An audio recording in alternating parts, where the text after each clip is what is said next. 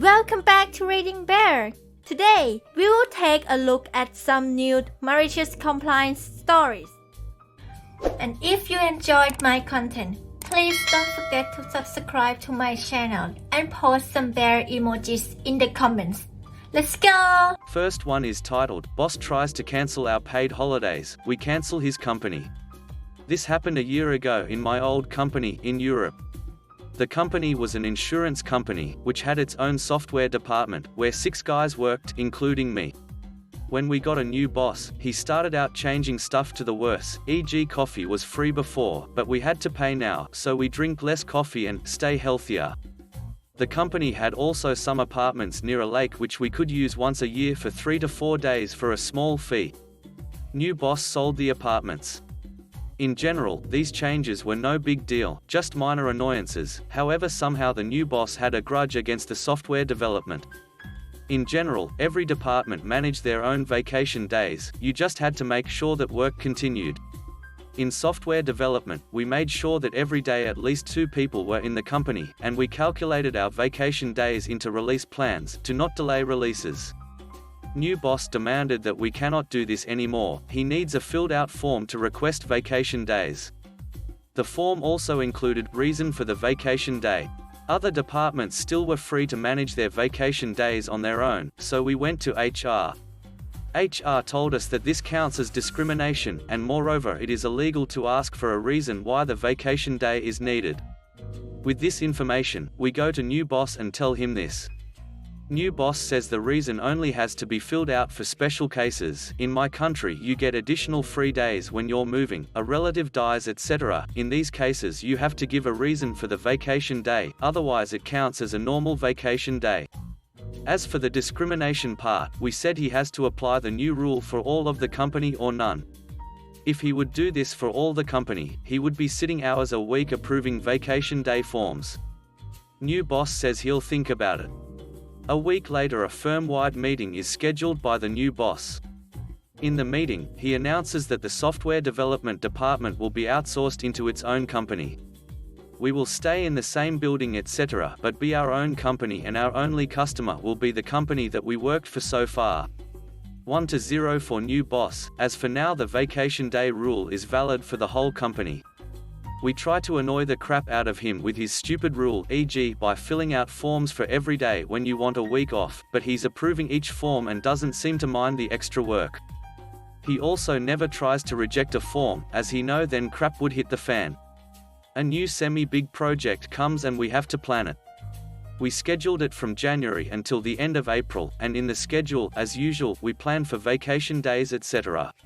There were 5 weeks of vacation days planned, 1 from me, 2 from a colleague, 1 from another colleague and 1 for spontaneous vacations or sick days. We present the plan to new boss somewhere mid-November, and he said, none of those vacation days are approved.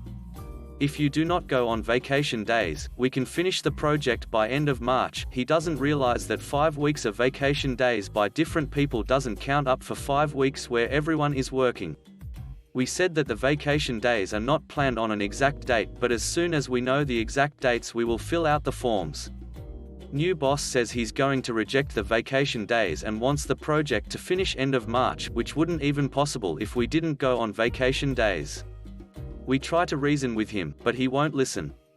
A day later, the first guy quits. If you quit, you still have to work for 1 month. This is a law where I live, so he will be gone mid-December.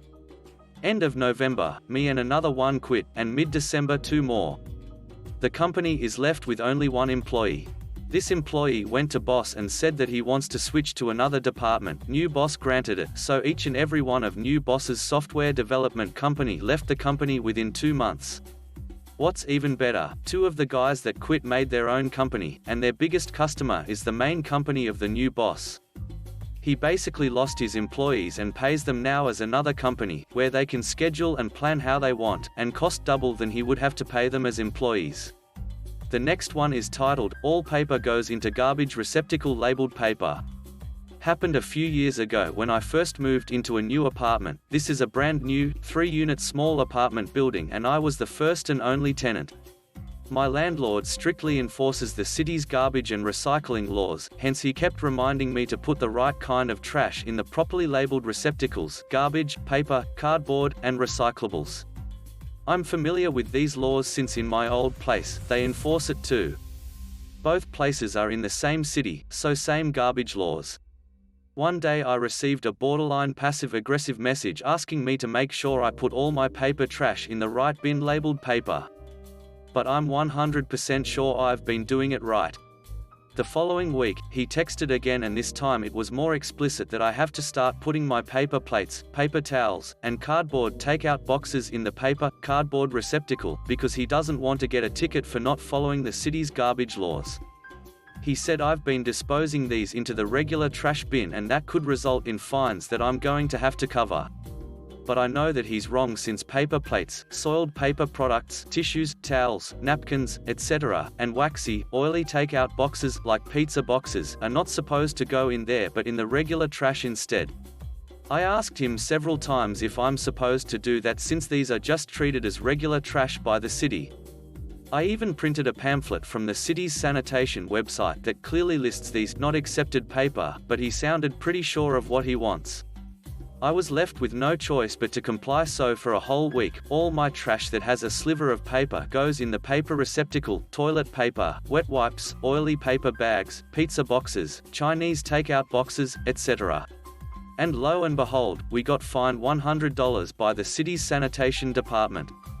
He accused me of not following the garbage laws, so I have to pay for the fine. I called the sanitation department and had them send us a letter explaining why we were fined, given a ticket, and it was clearly spelled out that unacceptable paper products, paper plates, etc., were mixed with paper garbage. Landlord had no choice but to pay the fine ticket.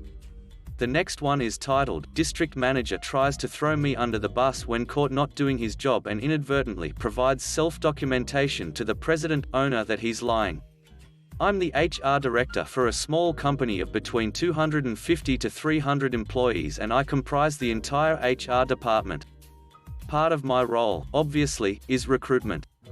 I and the operations director have been working with a couple of our district managers lately because they just aren't providing quality training and engagement to really good new hires that I've gotten after they've left orientation with me. So basically, quality employees are firing us, for good reason, and it's making my job harder. I can live with that and not take my beef to the DM, usually because my president owner is aware and has the ops manager working with them on it, so my job isn't at risk. Doesn't really matter if a few people don't think I'm good at my job when I know I am, and the guy who signs my checks does too. Where I lose it, though, is when someone falsely accuses me of something to my president, especially when I have clear documentation otherwise. Today was one of those days, but it turned out better than I could have expected this time. So the DM emails the president complaining that he has a lot of current openings that I have not staffed and that I'm not sending him people. President very kindly emails me and includes the DM in question and the ops manager, asking if I could just update everyone on my current standings and progress, not accusatory at all. I send back a very matter-of-fact and optimistic email including the 11 recent new hires, 3 of which are from today, the 53 upcoming interviews, and include the 12 candidates I've recommended for hire from him that he has not responded about at all. These are for anywhere from PT, entry-level positions to full-time managers. I figure case closed, they can see we are making progress, don't really care if the DM looks bad for not following up. I'm going to keep doing my job well regardless. The DM replies all, with an absolute scathing email saying he's not seen any new employees. Who am I talking about? He's interviewed everyone I've sent him even if I'm not aware, and basically says, prove it. Okay, so I do. I email him and the president and the OM with a list of the names of the employees and their position, the candidates and positions I've sent him with no response, and documentation showing that he has not been updating his applicant tracking files showing anything on his end at all, so none of us have any way to see if he's actually doing anything. I even offer to resend all of the specific emails that I've sent him for each candidate with all of my notes summarized for his convenience if he's misplaced them, including the timestamp they were originally sent so he can prioritize the older ones. Not only is his response livid, but it's completely unprofessional and self-incriminating. He replies all to the entire exec team and says, "I'm sorry, I'm not organized and perfect like you," and then proceeds to admit to not using our software at all, not keeping track of my emails and notes, and having no clue as to who these people are because he isn't actually following company policy. The ops manager is dying laughing, saying, "I've never seen someone so angry that you answered his question." Meanwhile, the president has it in writing that not only is the DM inept, but he's a liar too. It's been a good day. The next one is titled, "You are the account manager. Good. Now they are yours to lose." I work as a manager for a reputed institution in the learning, development and consulting field. The person who hired me 5 years ago had to quit soon after, within 6 months since, and hence I had a new boss. We also grew from a team of 3 to 8 soon after. Now the person who hired me was a wonderful, patient, respectful man who had genuine interest in his role, his department and the firm. The new boss, on the other hand, who had held various posts within the organization before getting this role, is a straight-up self-obsessed, narcissistic, arrogant prick who is intolerable when he's having a good run and a straight-up jackass when things didn't go his way. I have been reporting to him for close to 5 years now, and I have grown a lot during that period. I had completed my second master's, gained respect from all our clients, and I always go above and beyond when it comes to client delight. Fast forward to this Monday. We are back at work since last March, lockdowns, just that day. We were called on a meeting to discuss the past year and the way forward. We have had a rough year financially and we had to achieve some ambitious targets. While giving the department head, no, my boss is only a middle manager and not the department head, a quick rundown on my key accounts, I had outlined a few conversations I had been having with few prospective new clients. He was impressed.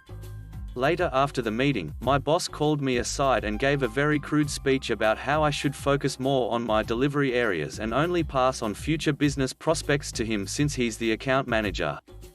He meant I shouldn't even be continuing to hold even preliminary conversations and inquiries with current clients for future prospects and potential clients. It was an embarrassing conversation for me because I have not been getting enough recognition and have been losing my interest in continuing with my current employer. And I was only going above and beyond, my sales wouldn't be rewarded anyway with any monetary compensation or bonus. This talk flooded me with memories of all of the times my boss had been treated me wrong. QMC. I have since been calling off all prospective clients and passing off his contact as my boss, as the one to continue discussions with, and that I would not be part of the calls. Since I had developed a mutual respect and trust with all of my current and prospective clients, they were curious to know why I'd not be taking our discussions forward, a huge departure from the way they have known me as a client-facing manager and generally as a person. I have simply been telling them what my boss told me, I'm simply a manager and my boss is the account manager. I should focus more on my activities and one of them is passing on all business prospects to him. I also promptly told them that I'm not allowed to answer their queries even if they are preliminary. Now some of my clients have been with us for as long as I have been here. Some of the new prospects are from the network I have built through my current clients and their friends. Our biggest client, easily 1/6 of our yearly revenues, was shocked. While they knew my reporting structure, they also knew I have been the foundation and pillar of our relationship. They have continually attributed the success of our work ties to me. They also have seen how my boss treats me. They promptly shot an email to my department head and the head of the institution that they are currently reviewing our ties on the back of the evolving macroeconomic situations.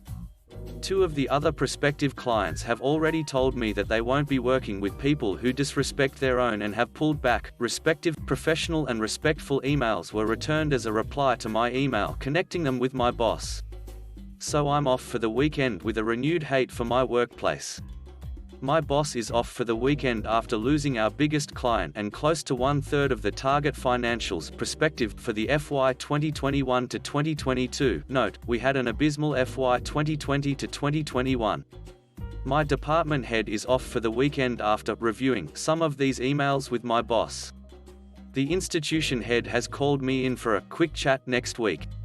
Edit, update, my boss just emailed me, copying my department head, who already knows about my Monday chat with the institution head, asking to set up a call between us, department head, boss and me, and my favorite client, who contributes about 1/6 of our revenues, at the same time as my chat with the institution head.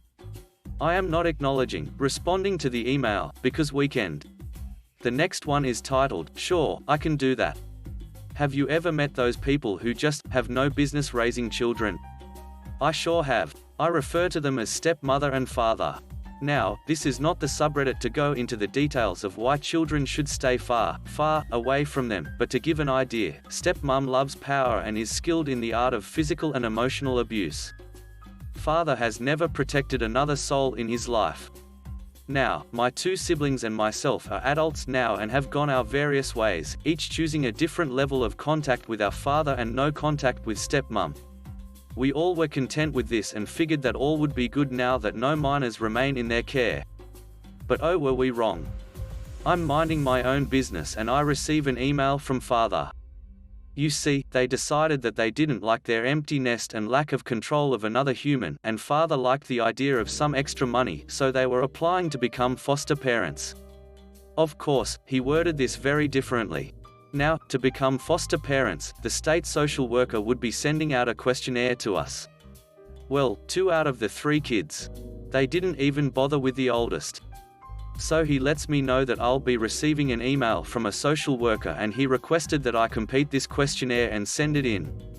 Now I don't respond right away and my sister reaches out to me regarding this as she is not a fan and does not want to fill it out.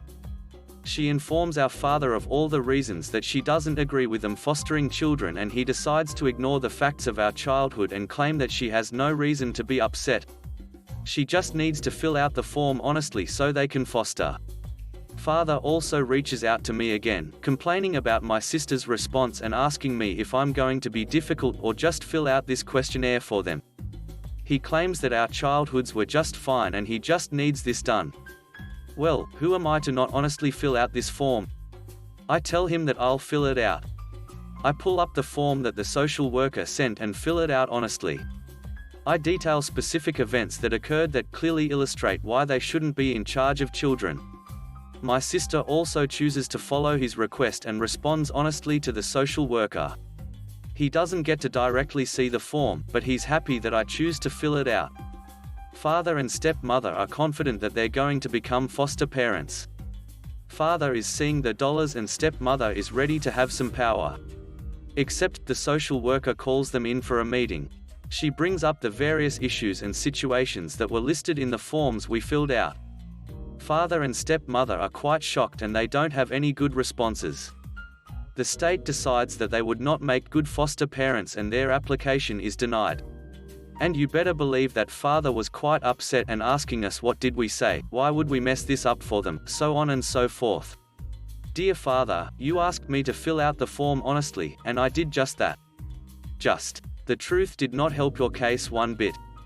The next one is titled, Garbage Bin Quarterly Sticker 3 Days Over? Enjoy next week.